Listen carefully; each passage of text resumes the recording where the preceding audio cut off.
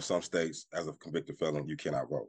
So for this recent legislation, as people exit prisons in Michigan, they are automatically registered to vote. House Bill 4983 expands the automatic voter registration system, allowing ex-prisoners a more user-friendly voter registration process.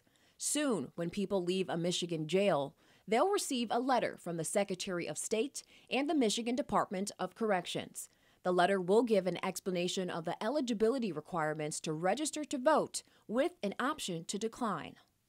This right here gives them a notice to say, hey, I also have a civic responsibility that I need to fulfill as I re-enter the community. President and founder of the Michigan Fair Voting Alliance, Percy Glover, says the new law expedites the process of becoming a contributing member of society. And this gives people a head start. So as I exit the jail, instead of waiting days, weeks, and months to get an ID, that will slow up the employment process, will slow up the process of me finding residence.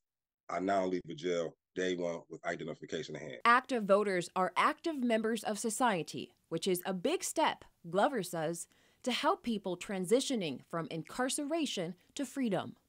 Should be looking at their transition in a positive way, that when they come back to the community, again, at some point they'll be our neighbors.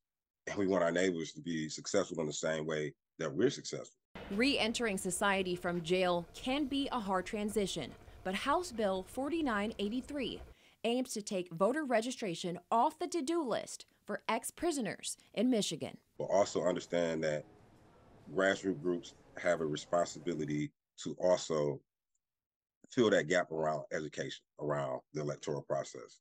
So if that piece wasn't fulfilled within the MDLC, which I believe it will be, as I've talked to officials, but just in case some people fall through that crack, that, we have some grassroots individuals and groups that can, fill that gap around education, around electoral process.